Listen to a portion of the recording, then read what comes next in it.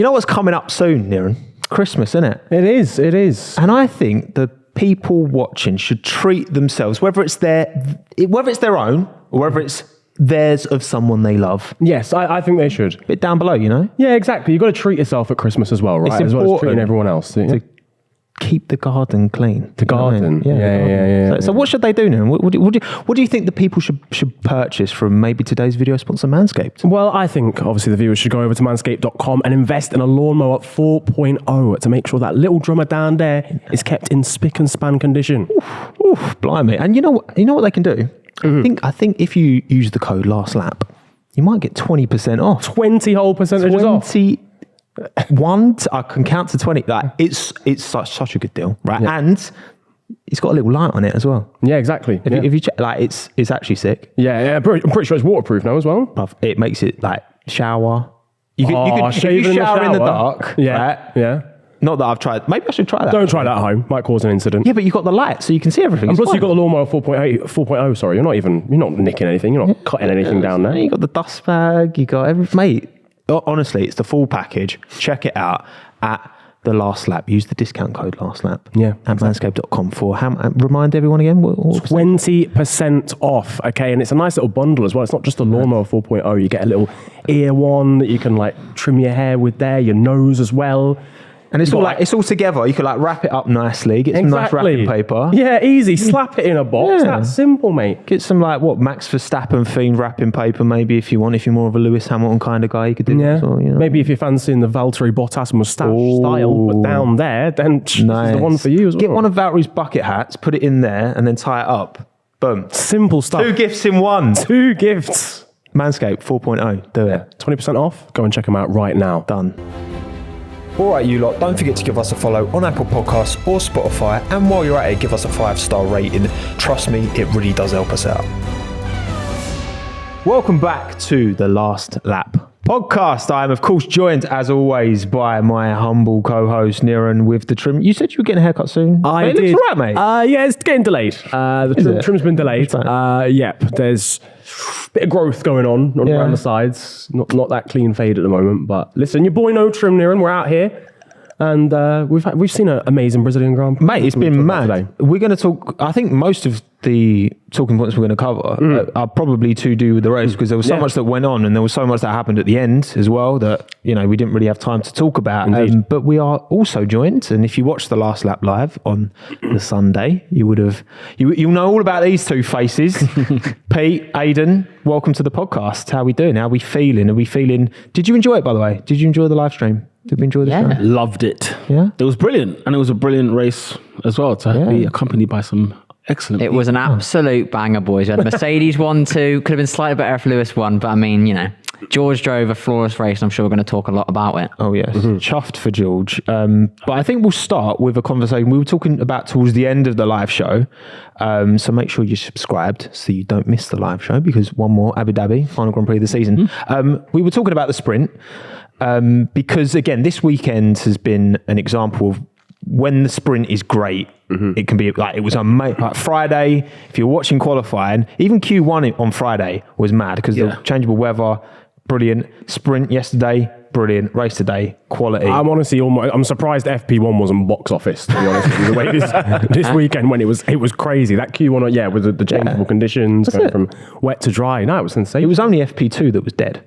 Yeah. Otherwise, it's fine. But what do we think? Like looking at, because this is an example of when a sprint can be good, but we've also seen many examples when the sprint doesn't really add anything. If anything, it just, which you could argue it maybe did in this race, it kind of takes away some of the glean from a positive qualifying session because you've got more time in the race to undo it. So, Niran, maybe start with you. Hello.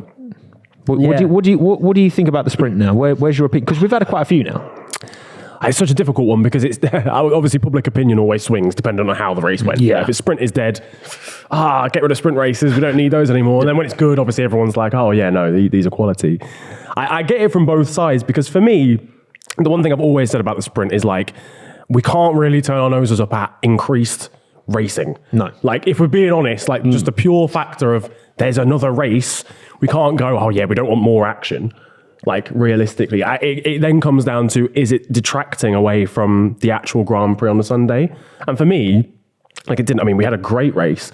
Obviously, you could argue, with Kevin Magnussen on pole and certain things, certain people filtering through the order. That happened anyway with Verstappen dropping back, Leclerc getting spun out, Lewis having to make his way through the order after the contact with Verstappen. Like these things happen in Grand Prix anyway. Yes, it was a great qualifying session. It would have been great to see Magnussen start a race, like an actual Sunday race on pole. But for me, like it didn't detract at all from the overall race. Pete, you've basically got the race is 1.3 times as long as normal. They drop a red flag and then we go again the next day. So does that detract for you at all? No, not really. I think, you just have to have the right tracks for these sprint race weekends. I think, because if you have it in Imola, for example, it's dull, it's boring, it's kind of set. Whatever qualifying was will be the sprint and will be the race. So you got to have the right track for me in order for it to make sense. More racing is always great. This weekend, it is such a perfect combination. The Brazilian or the Sao Paulo Grand Prix is a perfect combination to have a sprint race because the track allows you to overtake.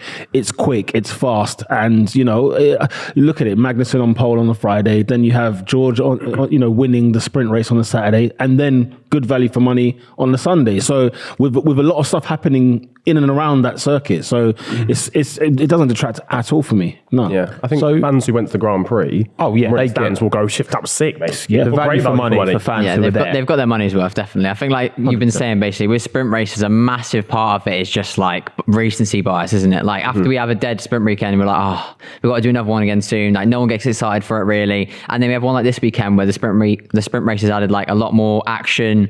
The actual race was still really good. They've both two standalone events. They've both been sick. So walking away from a weekend like this, you can't really be like, I don't want to see another sprint weekend again because you want to see it again. And I think, like I said, it's just getting the right tracks, the right amount per season, and having them as that sort of one event. I think if they didn't I think they shouldn't have it like every single race weekend. It would take away from like, the gimmick, I guess, of it. The novelty, the novelty aspect. But I think they do work when you sparingly throughout the season, but there's always going to be like, even like normal races, there's always going to be a few dead ones. But, I mean, it's always going to, like, I don't think there's any point debating whether or not there should be a sprint because it's always going to happen. The amount of increased eyeballs on a Friday, both like the increased ticket demand for Fridays when there's qualifying, the increased ticket demand for Saturdays when there's an actual race, and also the increased amount of overall, yes, I know a lot of people have to miss out on a Friday because they're working, but overall the number of people watching on a Friday qualifying is much bigger than the number of people watching FP1 and 2. Absolutely. Like, no one really watches FP1 and 2 unless you're very invested. You know what I mean? I would go further and say, do you know what? I'm actually happy for it to be every race because, like, as you said, look, there's some tracks that are boring and it is what it is. We've got 24 races in a season. There will be like maybe 5 to 10 dud ones, but we're still here. We still rock up on the weekend. We don't say take it away and then let's not have no Formula One. So I genuinely think that let's have a sprint race. I would personally have it every weekend because the fact that you've got less practice time, meaning, you mentioned it in the live stream, Tommo, about more mistakes sort of being made. You ain't got time to really get used to the track, get it under your feet. So it might create a bit more mayhem. And I'm actually sort of leaning more towards having it all the time because what's the difference between having like an Imola race or a French Grand Prix race and then maybe a sprint might spice it up just a little bit because it is boring. So for me, the thing I would counter that with, I don't want to watch any more of the French Grand Prix.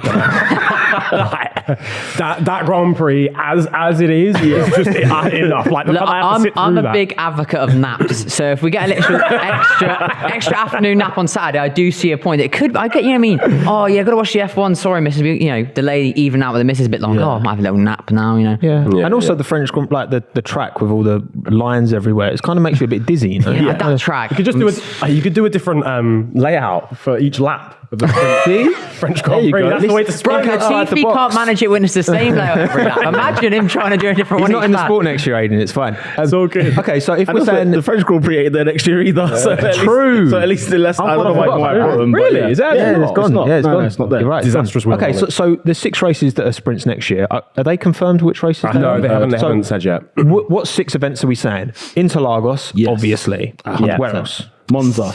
Silverstone, I think, has to be. Silverstone, definitely. I think Silverstone, Silverstone could definitely do that, to be Silverstone, honest with Monza. Are we saying no to Monza? I feel like you've got to choose between Monza and Belgium because they're next to each other on the calendar. Logistically, I it don't would think happen Spa. back-to-back. No, I don't. I think Monza. Long, I don't isn't it? think Monza might be one of those ones where it's like the sprint race might not be phenomenal, but I think it sort of fits the sort of, if we're doing it at a classical sort of track, Interlagos, Silverstone, Monza seems to fit in that sort of realm, doesn't it? And it is a track where you can overtake. Yeah. It's not like a Monaco, for example, or anything like that. You know? Where else are we thinking? What's the other? I want to see China. Because that's back. I'd like to see China. Especially with those long It's a good straight. track. It's a good track. Yeah, I think that'd Maybe be decent. Canada or the Canada. US or Dallas, one of the two. I There think has to be an American one, doesn't Dallas. there? Yeah. Dallas, yeah. Oh, yeah. Well, Austin, you know what I mean? Austin. Yeah, Austin. I got yeah, confused. Oh, same thing, is it? No real knowledge. Nearby. The Canada was a great Austin shout. would be good, and Canada. I think I could get behind them. Canada too. would definitely be like quality. Canada's I think. lit. Yeah. I love Canada. Great Yeah. track. Great track. Interlagos, Shorter Silverstone. tracks. Austria, maybe. Austria, I think Austria's Austria is good. always a good track for Austria's racing, good. so I think it would be good for a Yeah, sprint. Austria. Yeah. One more. Hungary's usually been throwing up some good races the last few It's seasons. too narrow. Traditionally, it's quite narrow, though. I feel like you get random good races Baku? there. Yeah. Well, maybe it's, yeah. actually. Baku. A street sprint. Oh, Baku. in the fields. That has to be the street sprint, wouldn't That's it? their Yeah. marketing yeah. sorted, isn't That's it? it. I'm back in that. Las Vegas just raking even more money as well. That's the sticks done then. Yeah, Sweet. easy. We've sorted it out. Don't worry, Stefano. If you watch, I know you're watching, Hire us, Stefano. boys. no, We've got come this on. sorted. Yeah, good. So don't worry, lads. We fixed sprints. Amazing. Obviously, and also we've got to give a shout to Kevin Magnussen because as much as the weekend didn't pan out the way they probably would have hoped, he still got a point on the board, finishing P8 in the sprint, and that pole. Where do we sit now? The fact that K-Mag did that, the fact that Schumacher he had the slick tyres before K-Mag did, actually. Yeah. Like 30 seconds. Like, K-Mag was like pulled up behind him in the pits waiting. Mick, and I think Mick just was like, yeah, I just didn't get the performance out the time. And then for K-Mag to go and put it on pole, like, first of all, how do we feel about Kevin Magnussen? Because, I mean, for him to just come back into the sport this year, like... What a man. He's gone through like a proper arc, hasn't he? Like, I think when he left F1, people were like, I never put much thought into him a lot of the time, but like, I didn't dislike him, but I didn't actively go, oh yeah, he's a good driver. Like, he's got a bit about very him. under the radar. Yeah, he was very under the radar. Had a few like moments here and there where he get brought up in like a collision or a bit of controversy or whatever. But now he's come back. He seems sort of, I listened to his Beyond the Grid. And so that's one of the podcasts he did. And he was just talking about how in his year off, he sort of just accepted that it was over, proper chilled out. And now that he's in it, I think he's probably appreciating each race more as it comes. And now he's just, making the most of it and not got the pressure of having to perform. Because if he does lose his seat again, I guess it doesn't really matter as much to him because he already thought it was over. So I think that maybe lack of pressure on him is making him just perform so much better, maybe. Pete, do you remember when he was at McLaren? Because that was Yeah. a while back. Do you know what though? It was pretty good. I remember his first race in Melbourne. It was Yeah, actually like all right. P2. Yeah, Like they P2, mate. him He and literally Jensen- he peaked Yeah. immediately. Yeah. And then just never reached those heights again. Yeah, there must be a stat out there of a driver whose first race was their best ever finish. Yeah. It's And then that's crazy. it. Like, No, it's there can't be that crazy. many drivers, but yeah, he's Yeah, because it was a P3, wasn't it? Then Ricardo got docked Yeah, and that up to was it. P2. yeah, crazy. And Jensen as well got on the podium. McLaren It was a podium, double wasn't it? McLaren podium in 2014, was Yep. it? 14. Yeah, 2014. That boring silver car. They weren't boring. They It were was lit. ugly, nice bro. chrome. No, it was. The nose was ugly. Listen, the nose of any F1 car that year was ugly. However, Was that the one with the SAP sponsor on the side? Yes, yes. Black side pods. I can't even lie. thought that Every was- car that year was Yeah, terrible, they so, were all Yeah. like, yeah, I hear it. It Red was Bull probably was like, all right. Red Bull was Force all right. Indians looks sick, actually. Force India's always got. See, I What about preferred it? like the white Force India with like the orange and the green and stuff. And I didn't really rate the black Force Indias, see, I black and preferred silver that. ones. Nah. Ooh, that's actually a good question. I think the This is white taking a one. divergence This is conversation. this is dumb. The white one's that's more a good iconic. one, though. I like this. The white one's more iconic. Which is best, the white or I think the prefer the white's black? The more white iconic. one is definitely more iconic, I think, especially one's because better, it just looks so I hate that, nice. actually. The one that was repug was the silver one. There was a silver black one. That was wasn't there? terrible. That was awful. I remember Can agree? Hulkenberg Didn't that last like comparison. three Yeah, races, that was- didn't it? And then they went to the BWT thing. Yeah, that was awful. But yeah, anyway, Magnussen. Yeah, no. So no, listen, I'm delighted for Magnussen. Obviously, former McLaren, so obviously had a little thing. There's a but little place in your heart. There's always a little place in my heart, but no, it was in. I was really like quite emotional by it. I was like, oh my god, you think he was not here as you mentioned before last year, the way he left, and then he sort of snuck in the back door in the Bahrain practice where they even let him drive at night. Do you remember? Like it was like later in the day, Yeah, where yeah, everyone yeah. drove. Oh, in the yeah, back. Yeah, yeah, yeah. He had like an 8 o'clock practice run. It's like a test where you get extra time. Yeah, literally. So like to go from there, and I think did he have his kid as well there, and his wife was there, and something like that. Yeah, the footage of his kid and his wife celebrating after this pole was very wholesome. That's what I'm saying, and it's just like, yeah, do you know what? It's about time Haas had some good luck, because Haas is a team they're the funniest team in Formula One history by far. With everything they've gone through, when you go over the years about from your rich energies, even the fact that they were supposed to enter a year earlier. Do you remember they were meant to come in like 2015 or whatever, and then something happened? They took like a year for development because they weren't going to be ready in time or something. Yeah, they bought all of Mauritius's old bits, including their factory as well. Basically, yeah. So it was a good decision, though, to be fair. Yeah, it's paid off. With everything, Gunther happy. But for Magnussen, I was so delighted, and it's brilliant because, again, another year where we've got something crazy and random, like the Ocon win last year, for example, or the Danny Rick in the McLaren. It's just good to just have that, because it was going to be missing, wasn't it, this year? There's nothing really to say, that random thing happened. But K-Mag in the fields, I was delighted. I think there's been some really good, wholesome storylines in the F1 in the last couple of years. Yeah. And Pierre Gasly. The Gasly after one. all the Red Bull drama, coming back, and in AlphaTauri winning in Monza, AlphaTauri's own Grand Prix. Kevin Magnussen coming out of nowhere to return to Formula One, then grabbing a pole. Yeah, De Vries Alex getting the Albon. point. Yeah, Alex Albon returning, dominate. Oh, wait, he didn't do it. Dominated Latifi. Dominated Latifi. Yeah, I could dominate. Wait, I don't want to say that sentence on a podcast, actually. Put your money where your mouth is, boys. Hopefully my mouth works. What you're saying, that's the beauty of sport, isn't it? They're very human stories, and this is what kind of you always come back to. The focus typically is on drivers above teams in F1, and seeing these like story arcs for both for Haas but also for Kevin Magnussen, a driver who's completely out. And I always thought like he's a good solid driver, didn't race in anything other than kind of mid-table machinery really. I thought it was going to work at Renault. When he went there, I thought that's one that everyone forgets. Everyone forgets it, exactly. I always remember when he was at the Renault, he had that massive crash at Eau Rouge, didn't he? Oh man, yeah. That was about it. I'm going to be honest. Yeah. That was genuinely... That was one of the races where Hülkenberg almost got a podium. But then Kev dropped it, and that kind of took away that opportunity. But they could be teammates next year. We'll see. Quick one, actually, before we go on to the next point. Who the Haas driver line up next year, Niran? Flipping it. Who are they picking? To me. No, Kevin Magnussen and... I mean, it's going to be Hülkenberg, isn't it, realistically? But Porsche supremacy, even though he's a Sauber test driver, load him there anyway. There's a lot of Tetris with this stuff. Yeah. I'm going to go with Mick and K-Mag. I don't think they'll Mick? I don't think they'll pull it. I don't think they'll pull him. It's too big a name. Like the brand. The name is enough to even keep him in there for another year. In my opinion. Yeah. That's what I think. Hayden? I think K-Mag, and I think it's going to be Hülkenberg, but again, I think it should be Schumacher because it's worth giving another year to weigh it out, because I don't think Hülkenberg's going to be so much better. Because I don't think he's going to bring enough that it's worth, not giving Mick a chance to one more shot at actually, getting good, if you know what I mean. Yeah, I think the problem with Mick is he does keep like annihilating cars. It's like he's not just crashing them, he's like blowing them up. It's mad. Obviously, I think there was some figures came out, obviously the amount of damage that each driver had done. The Destructors Championship. I love that. Sick. It wasn't my idea. You should have claimed it.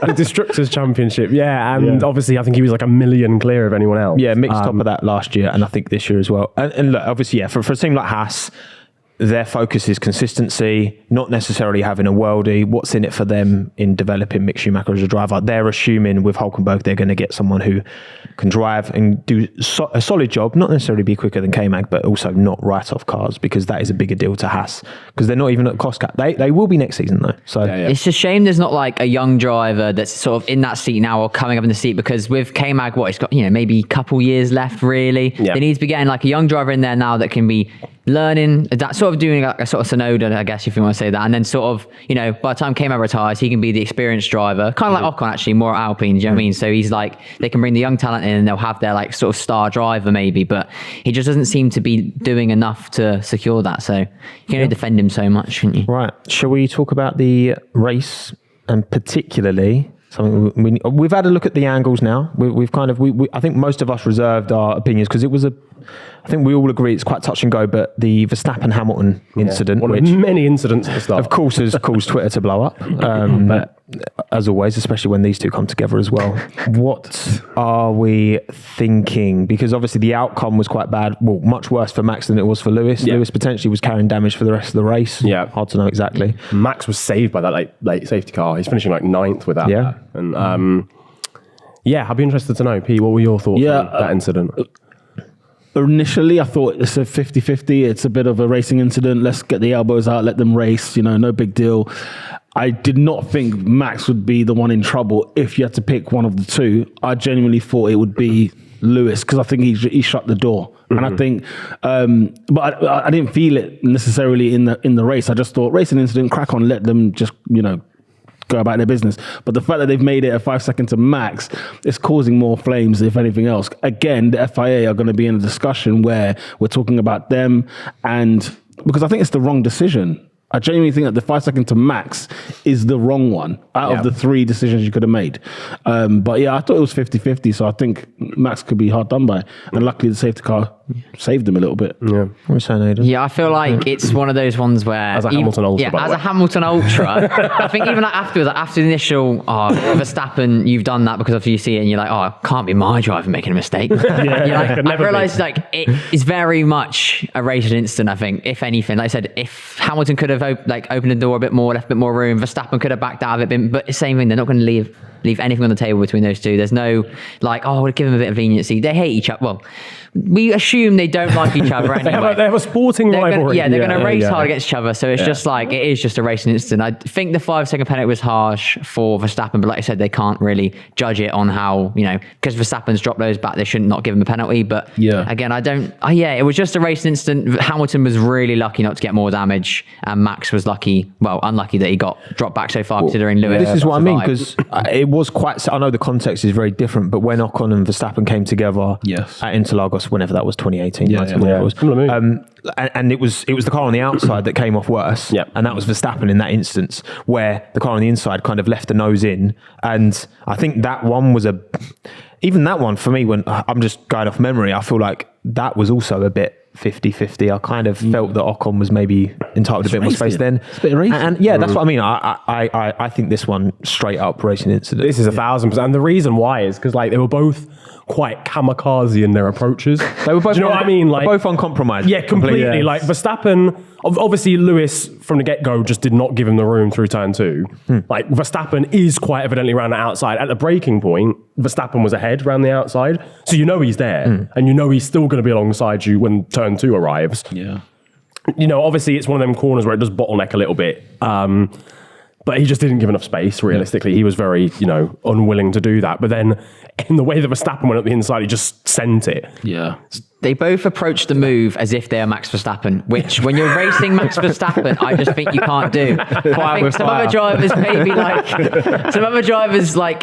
know that and sort of just give him a bit more leeway. But again, like Lewis and some other ones just won't. Yeah. Which I think is why they end up colliding, like someone said when the watch along, he's battled people so much all year. Only Lewis he's collided with, really. Yeah. But I think it's because, again, whether it's because of last season or whatever, Lewis will not, he won't back out of it or won't give him a bit more room. And Monza last year as well was one of them where it was just they just both sent it and just... I do wonder as well, Red Bull and Max were talking about how they felt Mercedes definitely had the pace advantage this weekend. Yeah. And was it also a sense that Max felt like he needed to get that move stuck then, otherwise the Mercedes would just... They'll be gone. I feel like maybe there's that added sense of kind of desperation, which, to be honest, is, to bring up old wounds, but Silverstone last year, I feel like part of the reason Lewis put his car where he did was because he knew from the sprint that he needs to get that move done on Max, otherwise Max is going down the road. I think maybe that's part of the reason why Max was uncompromising there, because it ended up ruining his race and he was the one who got the time penalty. And I think that's about as 50-50, maybe slightly more. I don't know. I don't even know. No, it's 50-50. The one thing I will say is Max definitely has to know that the accident is happening before Lewis does, because he's the one that's got his car. Yeah. He's the one. He's the active one. He's putting his car in that place. Yeah. So I guess maybe that's where the element of Max, bro, you can see that door's going to close. Yeah, because I mean, they're making the wing mirrors bigger for next year, aren't they? As well, like they were testing them earlier in the year because it's not easy to see in these cars. Extra mirrors added on. That's the only way. The really rectangle ones, like on buses. And just get one of the ones like the curved ones, like a curved monitor on. Yeah, a screen. Yeah, around the halo. That'd be sick. But yeah, that's where we're sitting. We're sitting on the fence, I'm afraid, everyone. So but feel free to let us know fight it out in the comments below. Of course you will. This is social media. Talking of fighting, we've got to talk about Alonso and Ocon again, haven't we? Because, okay, coming out of this whole situation where obviously in the sprint there's contact, and then later in that same lap, there is a contact again, and Fernando loses his front wing. I'm sure they made contact on turn one as well. They were very, very close. Yeah. What do we make? Because Fernando's not one to leave teams without there being some kind of shenanigans going on. Yeah, some brand. What do we make of all this? Fernando is that Taylor Swift song, like, I'm the problem, it's me. Whether or not each individual incident is his fault, I think and I get it, he is a top driver. Like, he is more skilled than Ocon, full stop. Like, there's not even a debate to it. 100%. But I think sometimes he just Ocon's we've seen with him with Perez and stuff, he's not gonna, same sort of Lewis, he's not gonna give an inch, is he? He's not gonna, he fights a bit harder than he probably should do at sometimes, and that's what we saw sort of especially lap one of the sprint. And I think he wants to sort of prove himself against these top drivers he's been put against, and it's sort of led to this, and Alonso isn't really good at being challenged by his teammate or young people. Actually, as we saw in 2007, he doesn't like it, lads. He doesn't like it. We should have called this from a mile off, because you've got Ocon, who's pretty uncompromising with his teammates generally, and you've got Alonso, who's like wears his heart on his sleeve. I think people were a bit like that at the very early stages, and then it was like, look, Alonso's a new man, he's a different guy now. Was friend. Was it Hungary last year that they had the whole, I remember mentioning it on the show, where Ocon like basically shoved Alonso into the wall, or was that Budapest this year? It would have been. That was Zandvoort, was it not? No. It was definitely one. I think it was the one where everyone got taken out. Yeah. So last year, that's the one that Ocon won. Ocon won. Yeah, it's the one where Bottas went like pile driver in turn one. That's where I was like, oh, Esteban, mate, you don't want to start doing this. Mate, these F1 seasons are going too quick. So when you said about Alonso last year, I was like, mate, he only came back this year. What are you on about? He's done it. Life goes quick when you get old, doesn't it, lads? Shut up. Oh, God. 2000, but baby. That's the thing. Is like, obviously Ocon's at Alpine next season alongside Gasly, so he's got that. That relationship is carrying on. Alonso's leaving, so Alonso can kind of just do what he wants. He's racing for himself very much, right? And he was quite happy towards it. I mean, got P5 in the end. Unreal drive. Unreal. But I guess also like the anticipation. I know we've talked about this already. Ocon Gasly for next year. It's just like Ocon. I think Ocon doesn't get enough credit personally, and maybe it's because he's a driver I like and I kind of tend to follow him a bit more closely, but he's out qualified Fernando numerous times, he's out paced Fernando, not most of the time, but he's done a good job. And it will be interesting to see that next year, but also like with Fernando leaving, you can tell that he's kind of driving with and maybe he always kind of drives with that freedom, but also going into next year alongside Lance Stroll, who is also known for squeezing his teammates. Yeah, it's a match that looks like it's going to be made in hell. Oh God, yeah, it does. I mean, I think with Alonso this year, I think it was a case of, look, we're going to be a team. Let's try and get this team as far ahead of the grid as possible. And then there came a point where it was like, do you know what? He obviously hates what's going on at Alpine and was like, screw this, I'm out of it. And then it kind of started this, the silly season kind of really kicked off with him, or maybe with Vettel really retiring. But I think, as you say, towards the end of this season, he just thought, screw this, I don't give a damn. I'm going to go back to the way that I am known for, more or less. And I'm going to go for every single thing. And even if, because he mentioned that, when he had his incident with Ocon, he said something about, we could have had a good race, but it was our friend that ruined the race for us. And then what was the other comment he made last night? He said something else. Basically, finally, it's over. It's over. As in racing with Ocon, which is, and he sounds like he's had it. We had this at Ferrari, we had this at McLaren. He is hacked off with this team now, and he doesn't care. And so, to see him do the drive he did in the Brazilian Grand Prix, or the Sao Paulo Grand Prix was pretty, like, it kind of reminds you, like, oh yeah, he's still this good. Yeah. Safety car he is helped him, but phenomenal. still this good. His sort of relationship with teams is like reminds you of that one like friend. It's like, oh, he just always seems to get the wrong girls in relationship or wrong guys in relationship. No, you are the issue. You're the problem, mate. Like, There's this common denominator along all of these things. It's just you're in them. But I think with every situation with Alonso, there's always like an asterisk. Like, you could say it's always him, but then there's always a reason. Yeah, I don't know. As well, I feel a bit differently about this time with Alonso because I think in the past, I think he's been guilty of being, in my opinion, like too critical of the team, like too like GP2 engine. Focusing too much of that energy internally. I think for most of this time in Alpine, he's been like the shithousery has always been like fucking with the FIA or whatever. Yeah, I mean, like, I'm fine with that. To be fair, it was quite chill last season as well because I Yeah. wasn't keen on him coming back for that exact reason. Like, I liked him when I first started watching, then as he started complaining all the time, I like grew to just sort of not dislike him, but sort of like, oh, come on, like, stop. Yeah, like you said, you might be being a bit overcritical, but when he came back last season, he seemed such good vibes. Yeah, like, that's really what I mean. happy, chilled out, and then it's just only recently you've seen him get a bit more aggy. But I mean, you sort of can see why. Because he's leaving, isn't he? Yeah. But to be honest, I'm surprised he wasn't letting this off beforehand.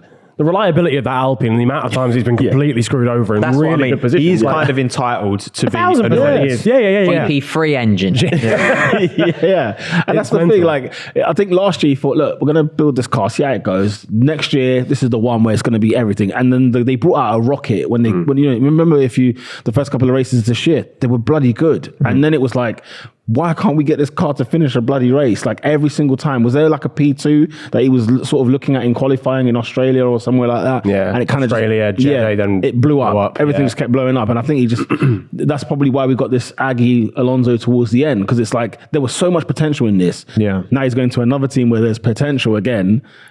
Let's see how long that takes. If I'm Aston Martin, I'm like, you know what? No, I think Alonso knows this is the last roll of the dice at Aston Martin. I think it'll be fine. Yeah. Okay. I think he'll be all right. I think it'll be all right, Aston Martin. I've got confidence. Even maybe, if it's not all right, maybe I'm naive. him going head to head with Lawrence and Lance Stroll is going to be phenomenal to They watch. have to do behind the scenes. They're gonna have a stuff. scrap. All or That nothing, has to be done. I'm calling it pit wall of, let's say, late in the season, Austin. We're going to have Lawrence Stroll in a headlock with Nice. Fernando Alonso there, and Lance is like hiding in the back, like running back, like, Daddy, stop. No, Fernando's going to have both in head. Yeah, I was going to say, One in each. I'm sure Fernando's the dominant one. But talking of team driver relationship and Stroll. talking of that, I mean, we had two kind of incidents at the end of the race, which for both Ferrari and Red Bull, which was quite interesting. It was almost like the same thing. Yeah. You know, Perez not being let back past Verstappen and Leclerc, which we'll talk about first, really telling, like, please let me pass. Science. I want to win. Because he wants P2 in the Drivers' Championship, which obviously the only value P2 in the Drivers' Championship is to anyone is the driver. Yeah, slightly better Wikipedia page, because if we're going to be totally honest, no one else cares. No. Yeah. There is no commercial value to that. There is... Bro, Leclerc was nothing. begging for that P3 like I was begging to come on this show. Like, he was... Well, that worked. So Yeah, exactly. That's a See, P2, But it there didn't we work go. for show. Yeah, no. unfortunately. Yeah, something's interesting about. I don't know if that's an ego problem for Leclerc. I don't know why that bugged him so much. Yeah, but Why- he's pissed at the minute with that team. He And, is. like, fair enough. I think he just feels like it's owed to him almost, because he feels like the second place should have been such a bare minimum for the season. That the fact that he's even fighting for it is ridiculous. And then they in put him on itself. intermediates in qualifying when everyone else is on slicks. And he's like, God, come on. that pit stop. Help me out, I worked team. it out. By the time that pit stop had ended, he would have been on his flying lap. Imagine. It's interesting strategy, lads. Interesting. Not the right one. But, you know, Ferrari, they do things a little bit different. One day it will pay off and they'll do one good strategy in like 2 seasons. One of these strategies of I 2022. think he is the most pissed off driver this season for sure, by a country mile. Because as you said, how am I even fighting for P2? Yeah. Where did this happen? You know, I had how many poles? I had how many times was I leading a race? How many times, you know, did the strategy mess up? The pit stop mess up? And he must be the most pissed off guy this season, because not only did I lose the title, but it feels like I wasn't even in a title race. Yeah, he's going to be That's how it feels. third in man. a 2-horse title race. The You know what I mean? Tottenham Hotspur is the shot. He's got some crazy all get like behind that. self-control because, like you said, he has had a lot of like, but obviously he's caused some of his own bad luck. But he's had a lot of problems from It's mostly Ferrari this been season, habits. and he's only like he's had little bits of being annoyed, but he's never actually had a full like Alonso or Verstappen style kickoff on the radio or anything like that. He's been pretty. Like he's had little bits, but nothing massive. Like, quite you'd expect measured, to be blowing up at him. You know what I mean? You expect like a big, what's going on? He's lost a lot because of them this season. Well, again, I think there is a question around what kind of attitude do you need to. There was a quote from FX, who's like the head of. He's like the head engineer or something at Williams, and he was talking about Alex Albon and how so his own like driver. And he's like Alex needs to be more like critical and harsh after the race with the team, and I think there is that degree of sometimes it comes across as a driver being a bit just of a diva, but you need that driver who's going to command what they want and what they need. And I think, especially when you've got a Ferrari team that are so consistently kind of letting their side of the bargain. Yeah, exactly. And so no wonder he's annoyed. But do you think also Carlos is there to fight? He's there for the present and the future. So I don't know. Leclerc needs to hold the L on this. Should Ferrari have made them swap positions, basically? I don't think so. Absolutely not. Unless it benefits them. I can't figure out how. You get the same constructors points, but just switch it around. Right now, they go into the final round level on points. Perez and Leclerc. Michael Massey's rubbing his hands together. That's what I mean. Go in there, just drive better. You should beat Perez if you deserve to you deserve second. Just beat Perez, bro. Do you know what I mean? Wait. So if they're on the same, they're on equal points, but Perez is above for whatever reason. I've just seen it. No, because imagine if that whole cost cap thing had deleted Max's current world championship, and for some reason not Perez's, because obviously they're both on. Yeah, they're both on the same. That is points. wild. 2 seasons in a row, equal points towards the top. That is mad. Yeah, that is wild. Well, as for Red Bull though, because obviously they had a similar thing. Yeah. So Perez let Max pass because Max had the quicker tyre to go and attack Alonso. Max wasn't able to pass Alonso. And then, you heard on the radio after GP wasn't too happy with Max. Yeah, no. So I mean, obviously, the obvious difference for anyone who's going to be like, well, how come you think Ferrari shouldn't have swapped, but you think Red Bull should have swapped? Verstappen was allowed to overtake Sergio to go and have a go at Alonso. And not that he wouldn't have probably Not that he wouldn't have anyway, but it was made easier. It was made a lot easier. Sergio didn't fight it because of the deal that he would be let back through again at the end if Max then didn't overtake Alonso, which he obviously didn't do. But yeah, Max is, what's his name again? He's a Giampiero. Great name, by the way. But he's a proper Cockney as well. Yeah. He's got the least Italian sound. Exactly. Yeah. But he was basically, obviously, through Sector 3 going no, Max, you need to let him through. Yeah. And Max responded saying, I give him my reasons and I stick to it. And obviously Red Bull, weren't too happy with that. Sergio didn't seem too happy. We saw him going into the media pen a second ago. And I wouldn't be either. The amount of times that Sergio's helped Max over the last 2 years. Absolutely.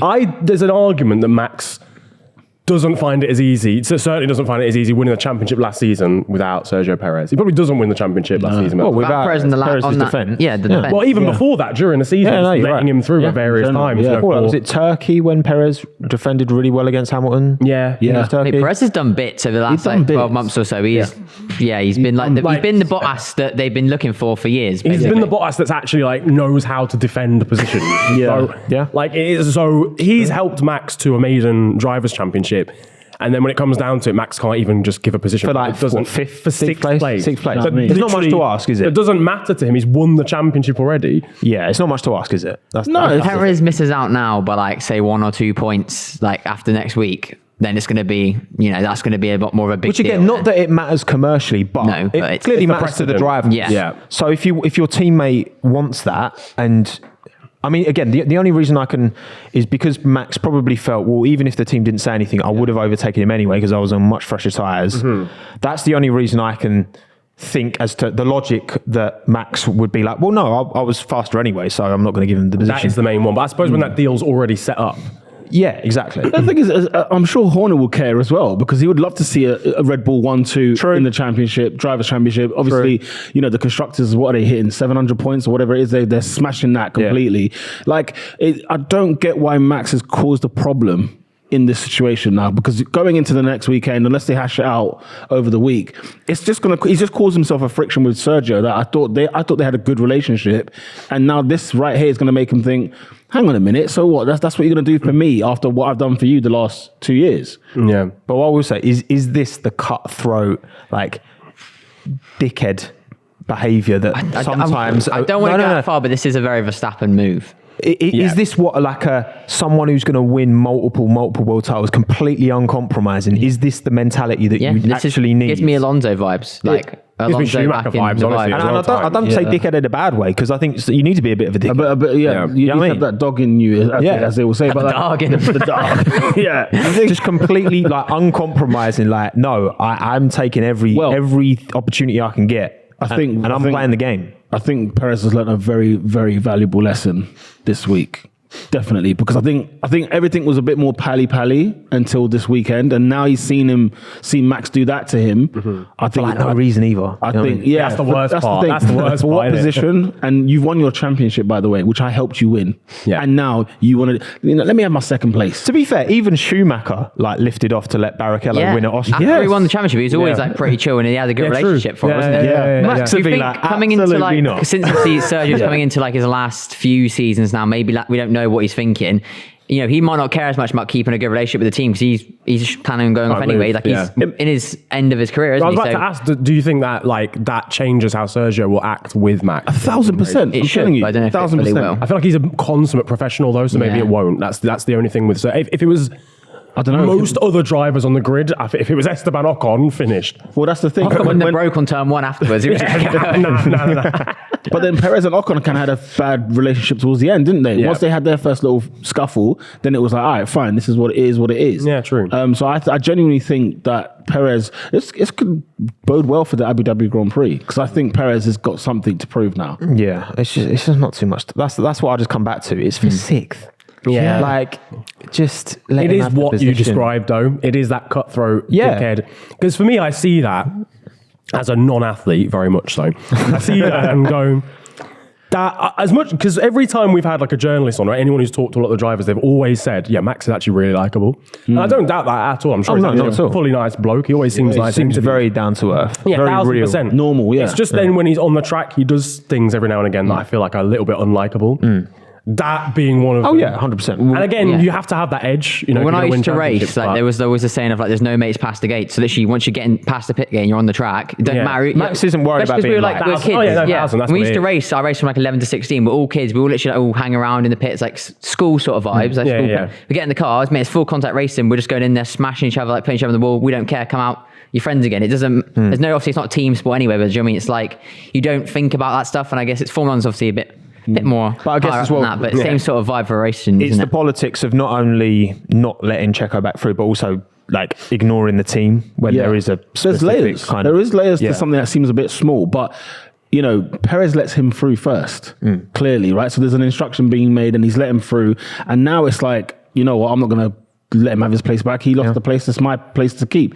But for what? Not for a title race. For what? Not for, not for the race win. Not for a championship. Not for a championship. Nothing like that. It's good impression. It's phenomenal. Yeah, it is. It's mad. Yeah, he's just set off a grenade there that he did not need to do. But look, this is the attitude that he's not the only champion who's driven with that kind of For fifth place. for fifth sixth, place. mate. Sixth Not even place.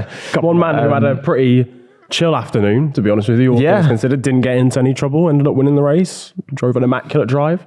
Georgie boy Russell, we haven't even talked about it. George. Race winner, bloody hell. Boy George, gorgeous George. Big dub for everyone's favourite Conservative voter. Allegedly, he might be Lib Dem. He's not. He's him. not. No, hats off to George Russell. We have to give it to him, don't we? Because He drove a Stormer. from Saturday to Sunday, he never really looked challenged. He's he missed never the weekend now. Is he missed the weekend now? Yeah, missed the Saturday, Sunday. I did like the conspiracy theories that he parked it on purpose in qualifying.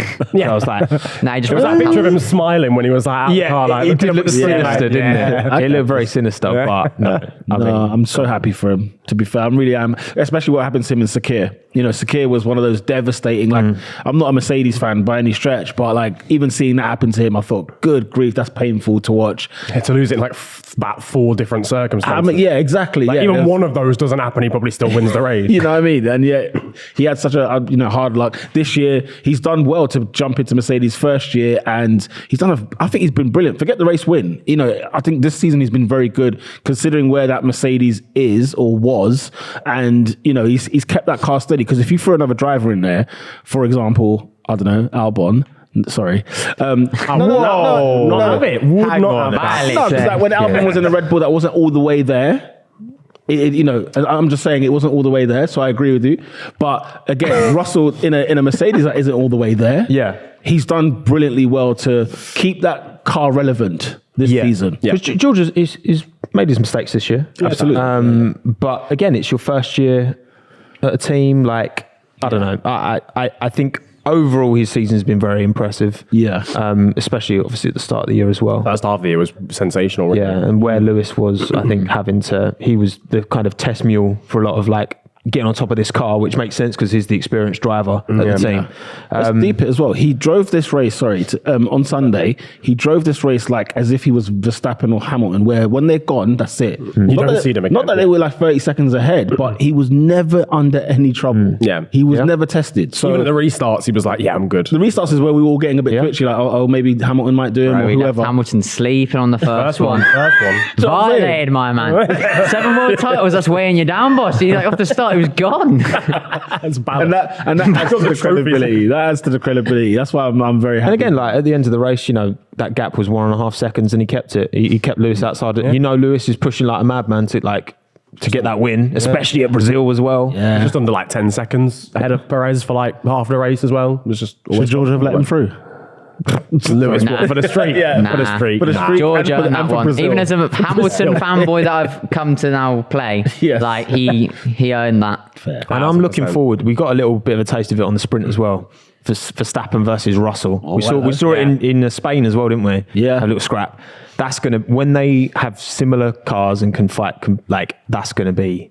And it was really good yesterday as well, their little scrap. So don't write off George long I think term. Mercedes with a better car next season is what I'm hoping for. We all want a 6-driver scrap for race wins. Do you imagine? That'd be phenomenal. I'm interested in the Inter-team. Inter-team? Inter-team. Yeah, Rivalry between within the team. him and Lewis. Yeah. Who wins out on that next season when they're in a bit more of a competitive car? Wins, hopefully. Lewis. You'd like to say Lewis, but George, if he keeps improving like you would expect he would, because he's a young driver. Well, he's not that young, he's younger. He's younger, He's still not at his peak yet, so you'd hope to say George, it'd be like a changing of the guard, but I would have to say Lewis. But And also, does it get, if they are in a he gets taste. race-winning car? Exactly. It gets Rosbergy, I reckon. Guess We've seen George's behaviour sometimes on track. Zandvoort, he wasn't. Slight kamikaze vibes.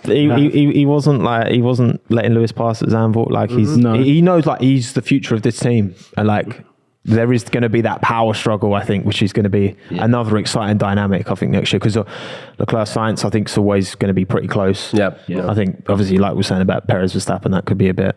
Perez seems to be like the furthest away from everybody, but then you look at his race wins. He's got race wins under the bag, and he's second in the Drivers' Championship. So he's one of those like you can't sleep on him. No. I feel like we always do this as well. Every time we do like a prediction for a race, we just slap Perez 5th without fail. And it's like, I mean, obviously, today he was 7th, but a lot of the time he does bring it home in second place or whatever. He's a solid team driver. I guess it's difficult where that gap to Max is. The gap between him and Max is definitely much bigger than the gap between Leclerc, Sainz, and Hamilton, Russell. So I think that's probably more as to why. But all right, boys, let's wrap it. Ladies and gentlemen. Thank you everyone for watching, listening, wherever you are in the world. Thank you to watching the full podcast on the Last Lap YouTube channel. Where else can they find us, Niran? Yeah, you can find us obviously, as Tommo said, on YouTube. The full podcast is over there now. You can also listen in on streaming platforms like Spotify. And if you're listening over there, then feel free to give us a solid rating. Give us a 5-star. If you're listening on YouTube, of course, or you found the TikTok, or you found the clip. Big up the TikTok, Just man. subscribe. TikTok's popping. They got the The TikTok. TikTok's popping, The man. top Follow us on galactic. TikTok. Talk of the Gone tickiest of global, the top, boy. mate. Like and subscribe on YouTube. Give us a good rating on Spotify. And we'll see you for the last lap show. I keep saying this now. last, For the Abu Dhabi Grand Prix. Live on YouTube on the Sunday. Boom. Can't wait, mate. See ya.